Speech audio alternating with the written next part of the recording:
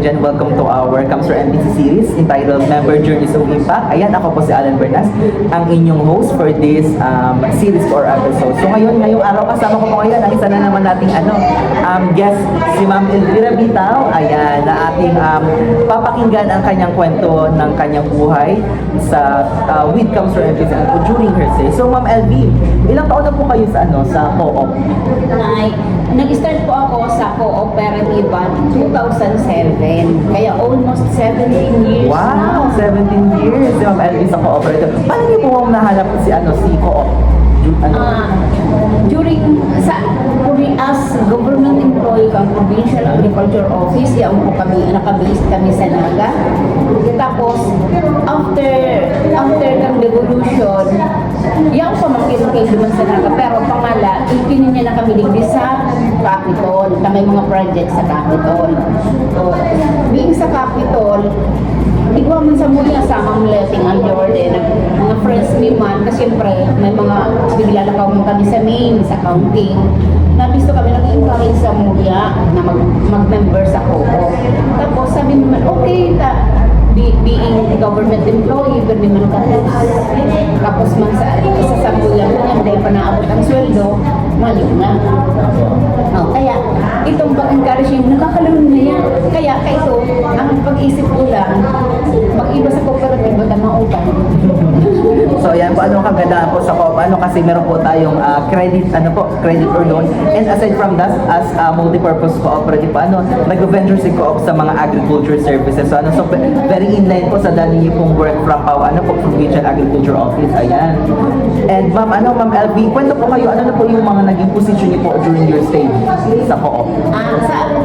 Sa kooperatiba, ako kami member sa Provincial Agriculture na nagka-transfer din. Kaya, nag-encourage ako ni Menlong Bibil na friend ko man siya mag-be coordinator para sigabos na mga issues and concern maipaabot ko man sa kuya mong kairipang miyembro doon sa agriculture office.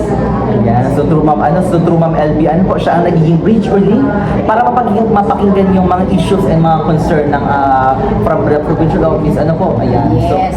So nun po, Ma'am, ano po yung naging position niyo po after Kang primero po, yan po ako sa Edmero ka ito. Minsan, di pa sila man maka-duty sa kooperatiba. Pero pin-encourage ako ni Miss Estrella at Akadota, being friend ko sa kakaiba mo sa agriculture office, mag-officer ka naman niya sa ako niya.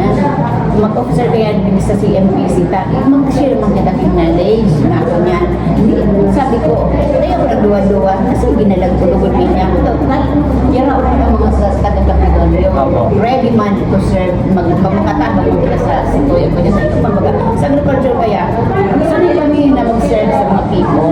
So yan talagang co-op, talagang ang isa sa mga trabaho ni co-op ating cooperative ay mag-serve sa mga members, talagang mga talaga tayo social worker. Ayan, talagang gusto natin na makatulong sa mga member at talagang once na mag-member ka co-op, talagang ma-develop mo yan sa iyong sarili. Ayan. And shout out din kay Ma'am Estrella Calor, ang ating BOD, board director member, na talagang si Ma'am Estrella pala yung naghikayat kay Ma'am Elvie na maging officer. Ayan.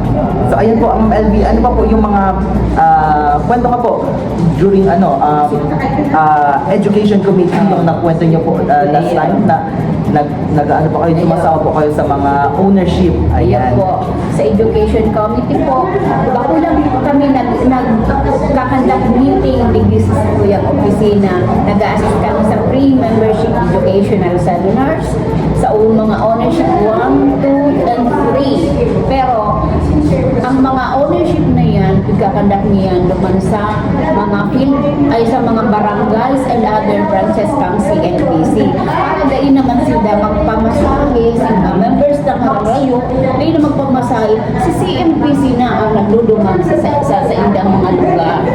Lalo na kung sa Minalaba. Ayan, very, super malayo po. Duman kami. Tapos, na iniling mi pa ang mga sitwasyon kasi po yung mga members. So, ayun talagang gusto natin ma-monitor yung mga sitwasyon ng ating mga member para kung ano man yung mga pangangailangan nila ay mabigay pa matauni ko. Ayan. So, Ma'am Elvin, kwento ka po. Na ilan po yung anak niyo, Ma'am Elvin? Ayan, sa pamilya niyo po. Ay, ako po, may 5 anak man lang po ako. 2 babae at saka 3 lalaki.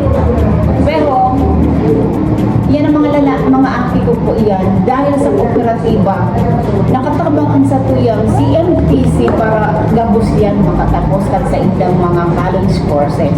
Ayan, so talagang true po. Natulungan si Ma'am Elvin na makapagtapos yung kanyang 5 anak po. Ayan, 5 talaga na At saka ako makapagtapos. po pa kaya being field worker, extension officer ng Provincial Agriculture Office, ang source need lang pag mga travel kami, madalagan kami duman sa co-op para ito kami balon, pang field need duman sa mga munisipyo. O, kaya kung mayo kaming balon, sa CMPs kami nadalagan, mga utang.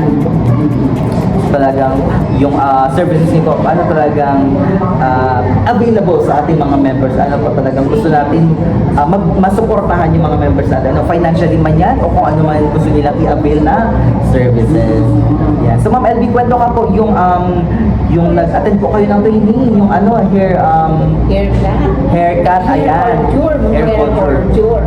Sa hair culture po, nagganap man po ang test na ang CMPC through test na libre po ito. May kami tuition, ang bakal nilang si mga gamit. Pero sabi ko, yan lang ang pwedeng madaling manudanta. Madalion ka magka-income pag maka-aram ka na.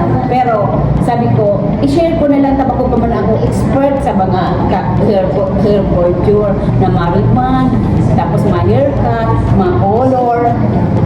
Pero iyan na nanudan niyan, i-share niyan duman sa mga indigent na mga atik sa nanda para mabulugan man sa indang mga buhok tangan sindang maging kunyan man kusan ka mo lang mga aki. Wow, so true true Ma'am Elvie talagang nagbigay knowledge yung kanilang mga natutunan with other community. So katulad din po ni Coop, po talagang isa sa mga natin yung cooperation ng mga cooperatives din kung saan yung mga best practices ng bawat kooperatiba talagang sinishare natin. Similar with si Ma'am Elvin na ginagawa niya, sinishare niya yung knowledge niya sa ibang mga community and the local community and stuff. So yan lang po. Ma'am Elvin, imbitahan niyo po yung mga hindi pa nagiging member na nanonood po ngayon na mag-member ng co-op. Oh, hello kamo mga guys, mga friends. Mag-member na kamo sa sa CMPC. Magayon na maging member kang CMPC. Pakulang kang ma-enhance sa imong personality development, kundi matatabangan ka sa imong mga pangangaipo. Asin kita man makakatabang sa kapwa ka. Magayon ng kubagang igwa kita, i-share ka man sa iba. Ayan, so sa mga nanonood natin din mag-member na kayo, drop by to your nearest branch around you. So meron tayo dito sa Pili, ang ating head office. Meron po tayong Naga branch, Calabanga branch, Goa, and ang ating Nabua. And recently open na po ang ating Tabaco branch. Ayan. Yes, ang mga friends ko sa Tabaco kasi graduate ako ng Bicol University, Tabaco Campus. Wow! Uy, si mga friends ko dyan, aram ko mga mayayaman na kamo, mag-member na kamo sa operatiba. So, ayan sa po. CMPC. Duduman ta kamo pag kunyan. Pag nakapatabako ako, encourage kamo 1-1. Ayan, so sa ating mga nanonood, mag-member na po kayo. So that's it po, ang ating another episode po ng ating member journey sa Impact. See you again for another episode po. Ayan, keep watch po kung sino po ang ating magiging next guest po. Ayan, so that's it. Bye-bye!